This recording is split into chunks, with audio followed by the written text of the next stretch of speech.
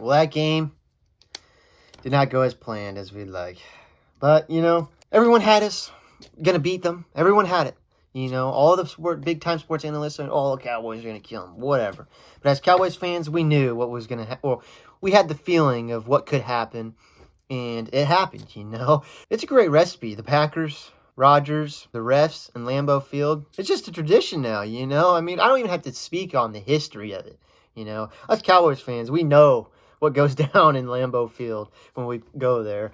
And it was just another prime example. I'm not blaming the refs, but anyways, I'll get into it. I didn't think this was a terrible game. It was just one of those games where we couldn't make the big plays, those crucial plays, like the 4th and 7, and then reverting to a touchdown. Our offense not being able to score in the fourth quarter at all, not even be able to get a field goal. It's just those type of things. We just couldn't put it away, and the Packers kept fighting back, and it ended up getting us. And there was a lot of good things in this game and a lot of bad things.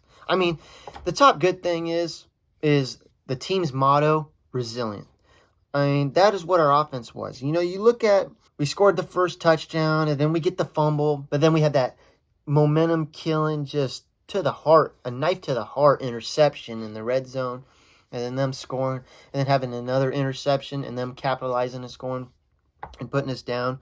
But, credit to our offense, credit to Dak, comes back like he always does, But you can hate Dak all you want, but he's one guy that he will always fight through adversity, no matter what. And I really think that's what our team is built on, is just resilience. And they just showed that in tying the game. And now, also good things, CeeDee Lamb had a great game, 2 touchdowns, I think 130 reception yards. He had a great game. Malik Davis, our third-string running back, had a great game.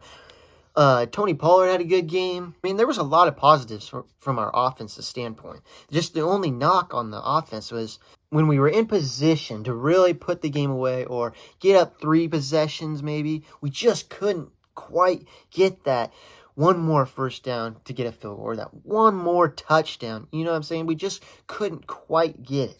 And then in the overtime, the ball comes to us on offense first, and we just couldn't quite get it, And the penalties hurt us. I'm not going to be the one to blame the refs and everything, but the penalties definitely did hurt us. You had that holding call, that questionable holding call, whatever. Then you had Jalen Tolbert lining offsides. That one really hurt. And I don't know what to believe, because Tolbert was saying actually the referee told him to scoot up, which is like, how the hell does that happen? You know what I mean? Who knows if that's true or what, but whatever, it happened, and he was offside, so that killed us.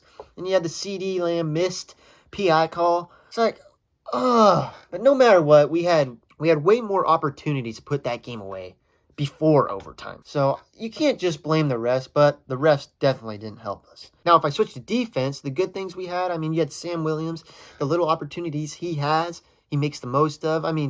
I think one of our greatest players on defense, Donovan Wilson, he's just a stud. He's just a stud. Shows up every game. Just hits people. One of the hardest hitters on our team, if not the hardest hitter. Doesn't miss tackles. Dan Quinn said earlier in a press conference, didn't miss a tackle all game. It just goes to show he shows up every game and just giving full out 100% effort. It's insane, honestly. You also have D-Law. He had a couple good plays. He had the forced fumble. And then Trayvon Diggs, absolutely didn't hear his name at all, which is a good thing for a corner. And I don't even think he might have let a catch happen. I don't know. But I don't think so. I don't even think Aaron Rodgers threw the ball even near Trayvon. Other than that, there was a lot of bad things for our defense. And like it has been happening in the past couple weeks, our run game. That really hurt us. It really hurt us. And we're just in a rut right now. Our defense is in a rut. I love this defense. I think it's one of the best defense we've had in a long time. They're just in a rut. They just got to come together, and fix it. And I think they will. I have full belief in them that they will fix it. Full belief. I think we have the players. We had the players to do it. We've seen their highs and what they've been doing, shutting down offenses. But now I just think they're in a little rut right now. They're just in a rut. Teams have figured out their weakness, and they just got to adapt, which I think we got the coaching staff and players to do that. And Jordan Lewis going down a couple weeks ago, then Anthony Brown going down, it hurts. Those are some key positions, and when they're gone, it was felt. It was felt in the passing game. But also, the passing game was so effective, in my opinion, for the Packers. I'm getting that run game going. We couldn't really get a good rush because we were so worried about the run game and we couldn't play to our strengths. But, overall, this game hurts. It stings. It stings to lose this game, but the silver lining out of this game is we got a great team. We got the players. We got it. We just got to wait and see if they'll put this loss behind them and not do what they've been doing for the past 20 years, choking in November and December and January. So we'll just have to see, but I have full belief in them.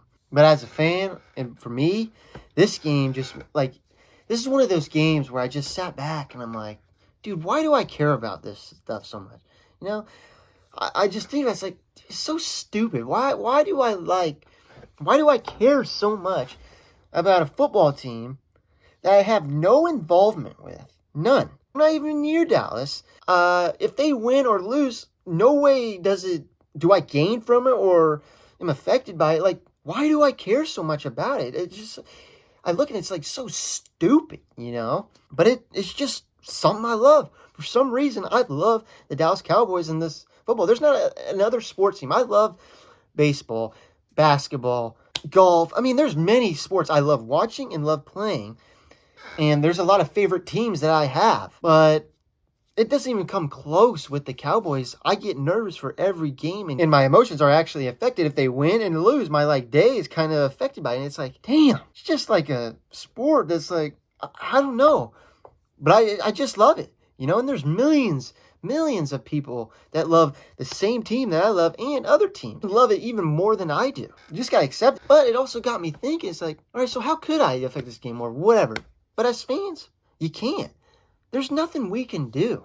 The only thing, in my opinion, that fans really can do is, in a game, get loud and make it hard for the opposing offense. That's pretty much it. But I also think, too, when bad losses happen or bad stretches of games happen or specific player has a bad couple games, I honestly believe, in my opinion, everyone has their opinions. Everyone can say what they want or whatever and dog a player, whatever. But in my opinion, if a fan base can back a player and if they're in the team, I feel like that can do so much wonders for it. Like, just think about it. I mean, give an example. Dak. Now, do I think Dak's playing bad at all? No. But that's just my opinion. So let's just say for the people that says he has been playing, or blame him for this loss. For one, I don't think it's fair, but forget it. I'll put this tweet up here. And I respect this guy's opinion. I mean, I respect everybody's opinion. But in mine, I just feel if we can, as a fan base, just come behind these players, and it's not just Dak, but every player, and really give them, you don't even have to give them encouragement, but just hold them accountable positively, or just make it known that you believe in them and whatever. I really think that can do some good when players try to stay off social media, but when they do, if it's not just a lot of people that are a fan of the team they play on, but saying they suck and that they should be traded or whatever, but instead, if they're saying, hey, you got this, man. You're in a little rough stretch, but you got this. You got a whole fan base backing you. I really think that can do wonders for a player and get them even off the hump. And that could be one of the reasons why the Cowboys, everyone wants to blame Jerry and stuff, but I think fans sometimes might have to take some accountability maybe. We put so much pressure on these players, and when they have one bad game, we just absolutely dogpile on them. And it doesn't help that you got a bunch of every 31 other fan bases hate the Cowboys. You either love the Cowboys or hate them. You got 31 other people dogging them too. So it's like you see your own fans dogging you, and then 31 other teams' fans dogging you. It's just no good. It just doesn't help. But I honestly think, if a fan base can do that, I really think it could make an effect. But even then, when it's all said and done, the only people that can affect the outcome of the game are the players on the field and the coaches. That's it. I mean, as much as fans we want to say we can do whatever, we can't. And I can't do a single thing that a player can do out there. Run as fast as them. As strong as them. I don't know any football compared to them. My knowledge level is all the way right here, and their knowledge level is through the roof. You know what I'm saying? It's not comparable for me to be judging them. So that's what I'm saying. It's the only way we can do is, I believe, holding a player accountable. But if we can back them and not just dog on them, I really think it'd do wonders. But anyways, next we got a Vikings, and I really think this is a good opportunity for us. I really think putting this game behind us, even as fans, you know, we lose this type of game where everyone thought we were supposed to win, the struggling Packers, you know, all that. And if we go to Minnesota and beat them, which I think we have a great opportunity to do. I think Cowboys can beat any team and lose to any team, just like any team can in the NFL. But I really think it's true for the Cowboys. And if we go beat the Vikings, it'll be a huge just to really put that game behind us and put us on the right path and get us confident again. We got humbled against the Packers. We did. We got humbled. And now we're going to a hot team that can't even lose right now. You know, I mean, just finding, you know, Josh Allen's fumble at the 1. I mean, just everything's going their way, you know. And I think we have a great opportunity to win.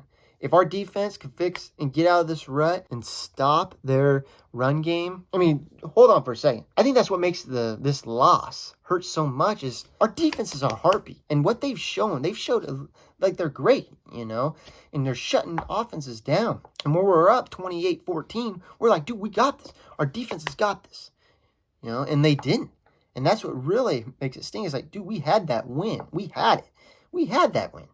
We just blew it. And credit to the Packers too, but they fought. They didn't give up. We blew it. And if we could just set that behind, reflect on it, and if our defense can improve on it, which I think they can and they will, we can stop that run game, stop Dalvin Cook, which is a huge threat for us, and stop Justin Jefferson and their potent offense. But mostly if we stop that run game and get pressure on Kirk Cousins, it's going to be wonderful for us. And our defense, I'm calling it. If we can get pressure, if we can stop the run game and get just a little pressure on Kirk Cousins, the defense will play one of the best games of the year against the Vikings. I'm calling it. And our offense just got to keep improving, get away from these turnovers, and we're in good shape. I know after one loss to the Packers, it feels like the walls are crumbling down, but no, come on. We got good coaches, I believe. We got great players in the building, and this is a good turnaround game. But other than that, that is all I just wanted to say. Just wanted to give my quick reaction to the game, and this one hurts. It stung. But I really think I wholeheartedly believe this is one of the best defenses we have, and they're just in a rut, and they will get out of it.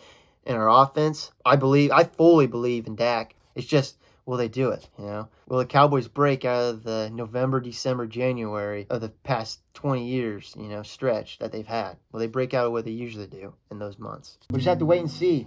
But no matter what, I'll be watching every game, getting nervous after every game for some reason. But I hope it's a great one, you know. It should be a great game in Minnesota. My score prediction will be, I'm never going to have this predict the Cowboys lose, so just saying that. Score prediction, it's going to be a tough one, man. 28-21 Cowboys. That's it. All right, hopefully this video is kind of entertaining. Just wanted to spill my thoughts out. Peace.